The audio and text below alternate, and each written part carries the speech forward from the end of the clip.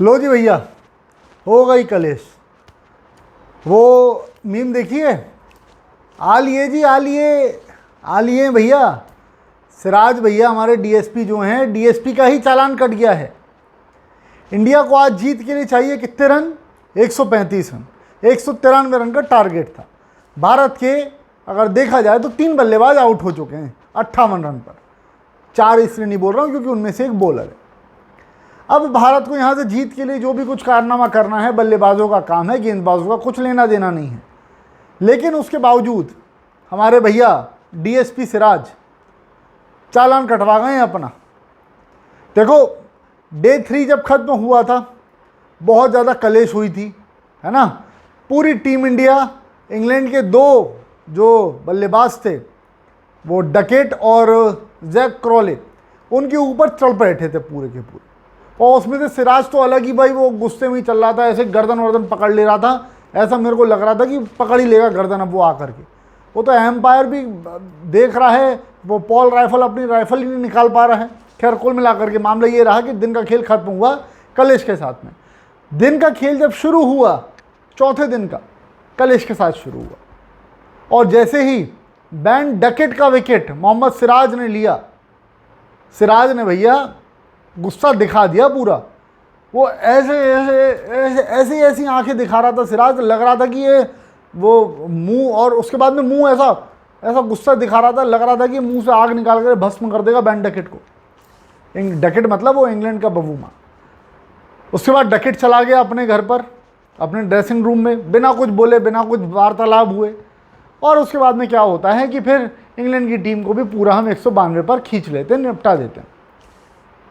अब ये जो सिराज ने आंखें दिखाई थी और वो गुस्सा दिखाया था ना ऐसा वाला, उससे हुआ ये कि आईसीसी वाले बैठे थे और वो समझ के बैठे थे कि आज इसका चालान कटेगा अगर इसने 3-5 किया तो, और चालान कट गया।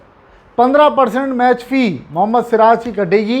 ये जो उन्होंने हरकत की थी, आईसीसी का आर्टिकल जो है कोड ऑफ कंडक्ट का, उसका 2.5 आर्टिकल जो है, उसके तहत अगर आप किसी खिलाड़ी पर एग्रेसिव कुछ भी एक तरीके से अपने एक्सप्रेशन दिखाते हैं या कुछ भी करते हैं जिससे कि ऐसे एग्रेशन, ऐसे आप अपने एक्सप्रेशन दिखाते हैं जिससे कि बैटर एग्रेसिव हो, या फिर कुछ भी अगर आप प्रवोक कर रहे हैं तो फिर होता है।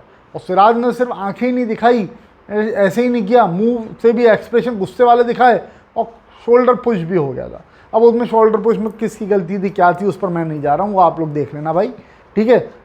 हम तो बोलेंगे डकेट की ही गलती थी, लेकिन चालान जो है हमारे डीएसपी का कट गया है। तो डीएसपी सिराज अपनी 15% मैच फी जो है वो गंवा बैठे हैं।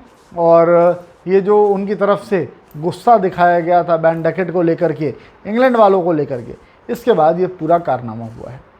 अब भाइयों, जो होना था हो गया है। अब यहाँ से इंडिया जीत रही है या नहीं ये बताओ मुझे, बात क्लियर करो। क्योंकि भाई 135 रन बहुत बड़े हैं नहीं, लेकिन तब तक बड़े नहीं हैं जब तक वो बन जा रहे हैं। मतलब ये मानो, आप ये कह लो कि 135 रन जो हैं, ठीक है, आप उनको ये नहीं कह सकते कि यार बहुत छोटा टोटल है। बन जाते हैं, लेकिन जब तक बनेंगे ना तब तक आसान रहें वो। अब नहीं बनेंगे तो फिर तकलीफ़ है। आपके पास में बैट्समैन के रूप में केएल राहुल बचा है, ऋषभ पंत बचा है, रविंद्र जडेजा है और वो एनकेआर है। वॉशिंगटन भी है, लेकिन ठीक है अपनी जगह पर सारा मामला है। बाकी फिर हमारी पूंछ आ जाती है। तो क्या लग रहा है, क्या टीम इंडिया के बल्लेबाज 135 बना लेंगे? 3 काम करने इंडिया को जीतने के लिए, और वो तीनों काम मैंने बता दिए हैं। उसके अलावा ऋषभ पंत की इंजरी पर एक लेटेस्ट अपडेट आया, उस पर भी वीडियो किया हुआ है, जाके देख लीजिएगा। फिलहाल भाइयों इस वीडियो में इतना ही। Thank you so much for watching, bye bye, love you all. मिलते हैं आपसे मैच की जब शुरुआत होगी, तब पूरा मैच साथ देखेंगे। मेरे ख्याल से अगर ऋषभ पंत आता है तो 2 घंटे में तो हम शायद जीत के बहुत नज़दीक पहुंच जाएंगे। फिलहाल अभी इस वीडियो में इतना ही है। आप सबका आज के मैच को लेके प्रेडिक्शन जो है वो कमेंट सेक्शन में लिख दो। थैंक यू सो मच भाइयों।